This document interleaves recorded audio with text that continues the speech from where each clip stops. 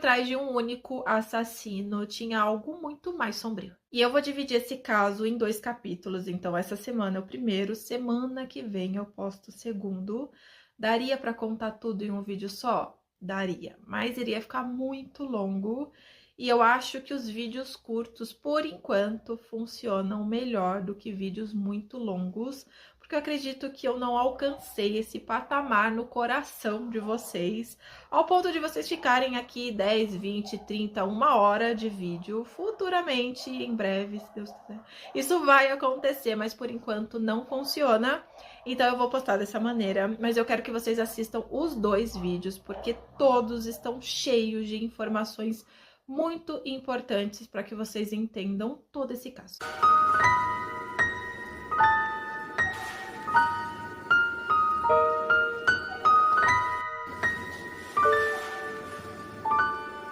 E antes de começar o vídeo, eu já vou pedir para vocês, curte, compartilha. Aquelas pessoas que estão assistindo e ainda não são inscritos do canal, se inscreve, porque isso me ajuda muito.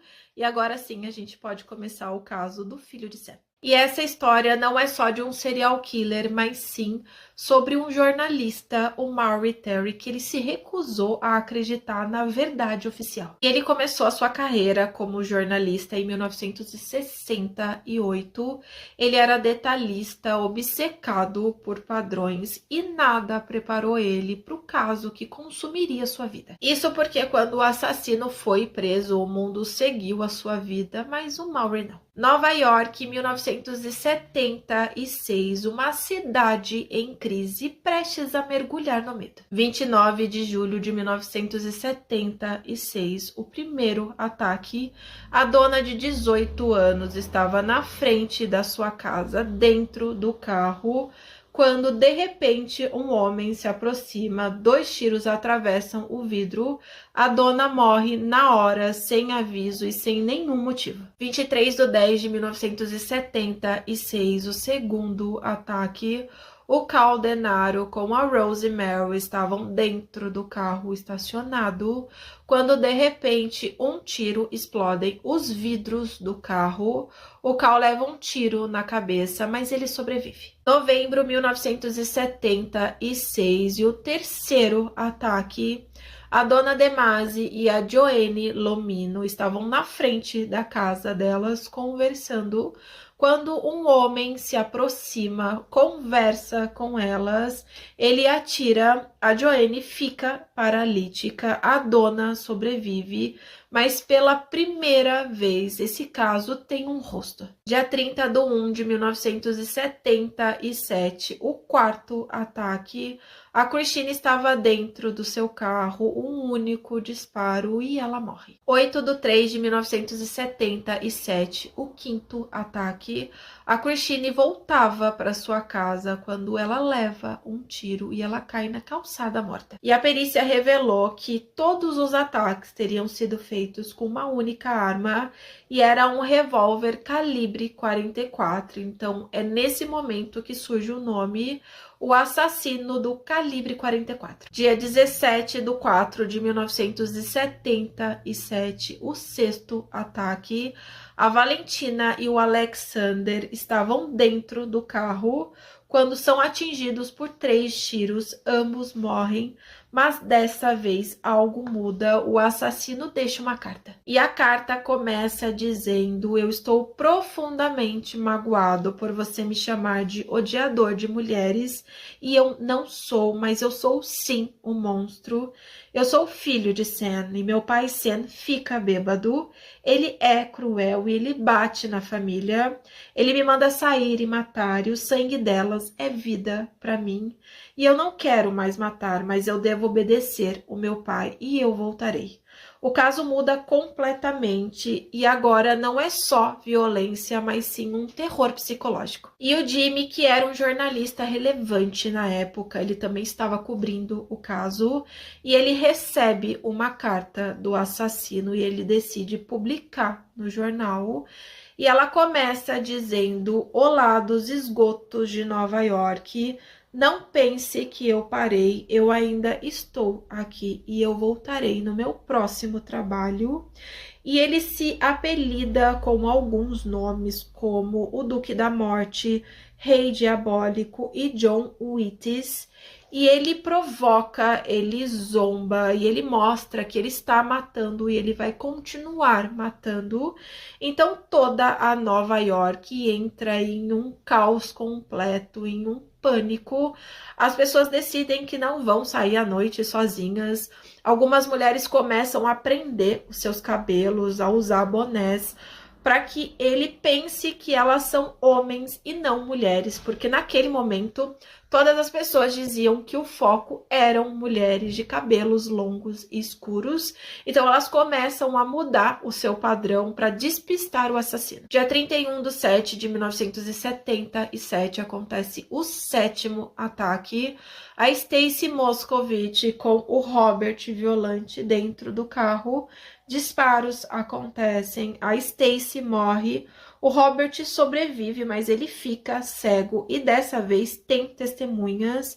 Eles viram um homem fugindo e um detalhe estranho, tinha um Volkswagen amarelo circulando o local. No dia 9/8 de 1977, um policial começa a investigar qualquer coisa que parecesse estranho que tivesse acontecido no dia do ataque da Stacy.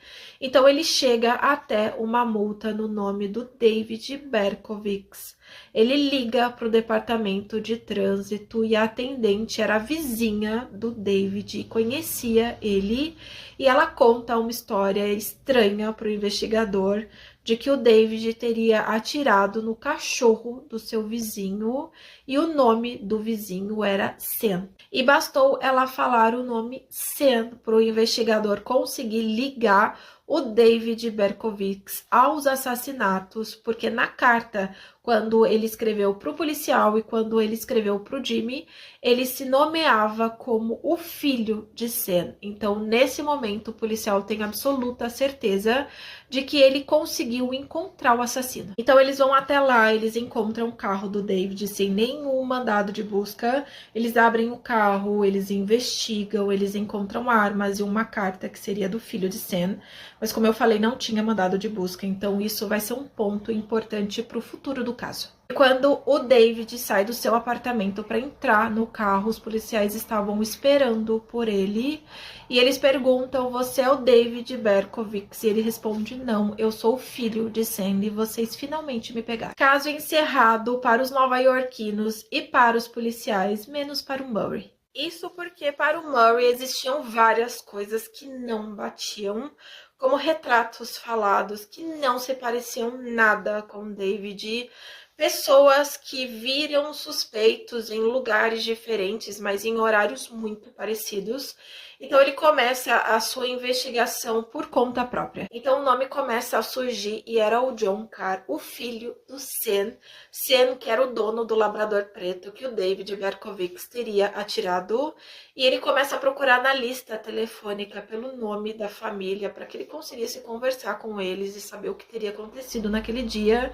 E ele chega até o nome John Wittis Carr, que era no mesmo endereço do Sam Carr com John Carr. Então algo surge na cabeça do Murray e ele lembra das cartas que o filho do Sam teria escrito e ele chega até o apelido John Witts. E era muito parecido com John Witts Carr. Então é nesse momento que ele começa a ligar as pessoas e achar as coincidências. E olhando a foto do John Carr, era muito parecido com o retrato falado, muito mais parecido do que o próprio David Berkowitz. E outro detalhe importante é que o Sam Carr, ele era conhecido por ser um homem extremamente agressivo, ele batia e punia os seus filhos. Então esse seria um outro ponto importante, porque nas cartas do filho de Sandy ele falava exatamente isso. Meu pai Sen é agressivo, meu pai Sen bate na família. Então talvez isso não fosse uma metáfora, mas sim uma realidade. Então o Murray, ele volta ao bairro do John Carr e ali surge uma nova pista.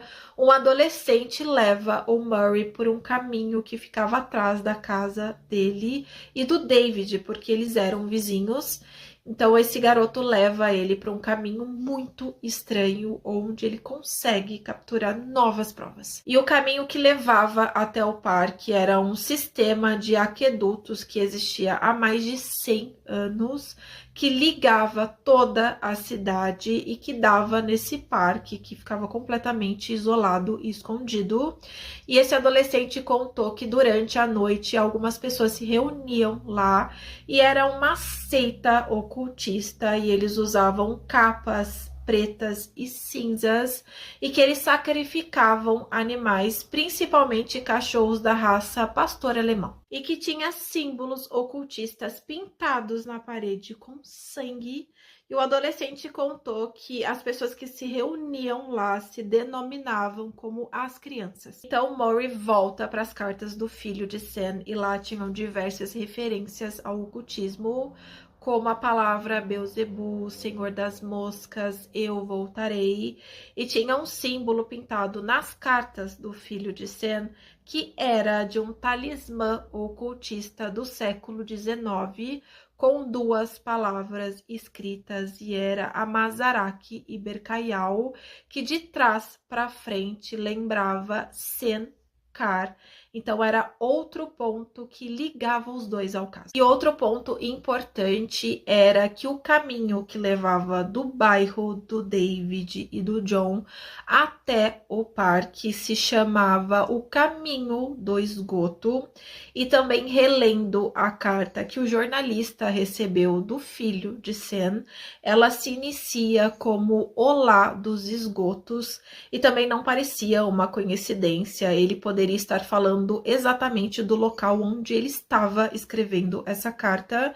Então todas as teorias deixaram de ser só teorias e passaram a ser suspeitas. Então Murray volta até o dia do ataque da Stacy, isso porque nesse dia tiveram testemunhas, e a primeira disse que viu o David retirando uma multa do seu carro, e era um Ford, e isso às 2h33. E ela falou que ele passou muito próximo a ela, ele até sorriu para ela, então seria impossível ela não conseguir identificar o David como sendo aquele homem. Mas o problema é que 5 quarteirões de distância, às 2h35, uma outra testemunha viu um homem atirar contra o carro da Stacy, o que seria impossível o David conseguir atravessar esses quarteirões e chegar até o carro nesse horário. Então levantou-se a suspeita que o David não estaria trabalhando sozinho. Mas os policiais não queriam reabrir o caso, ouvir as teorias do Murray, isso porque as provas foram adquiridas de uma forma ilegal. Eles entraram no carro do David sem um mandado de busca, então eles tinham medo de reabrir o caso e perder tudo o que eles tinham conseguido contra o David e começar da estaca zero. Então ninguém ouvia o Murray, e esse caso continua com mais provas, mais teorias, que eu vou contar para vocês no capítulo 2. E, gente, o segundo capítulo tem mais teorias, mais ligações, e elas são ainda mais absurdas, envolvendo ocultismo, assassinatos bizarros. Então eu quero sim que vocês assistam o segundo capítulo para vocês ficarem tão alucinados quanto eu fiquei com todo esse caso. Então semana que vem a gente encerra esse caso, mas enquanto isso eu já quero saber de vocês. Vocês conheciam esse caso do filho de Sen? Vocês estão achando o que sobre essas teorias? Se de fato tá fazendo sentido na cabeça de vocês? Nossa.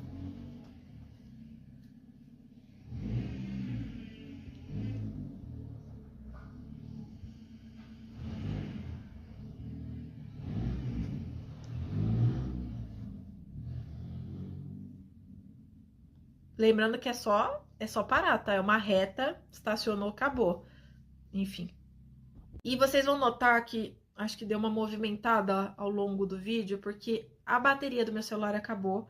Então eu carregava um pouquinho, gravava um pouquinho, carregava um pouquinho. Porque eu estou gravando no feriado, eu tenho outras centenas de coisas para fazer, arrumar casa, lavar tênis. Vou fazer tudo isso? Fazer minha unha, gente, pelo amor de Deus. Olha, eu já comi 3 unhas, tá? Durante o vídeo. Vou fazer tudo isso? Talvez não. Mas são coisas que eu preciso fazer, então não tinha tempo de deixar carregando para depois gravar. Vida de CLT, né? Vocês me entendem. Então, na semana que vem, a gente encerra esse caso. Eu quero saber de vocês, o que vocês estão achando até aqui. Me conta aqui nos comentários. Eu vou pedir para vocês, curte, compartilha, me segue no YouTube, porque me ajuda muito. E eu espero que vocês continuem acompanhando os próximos vídeos.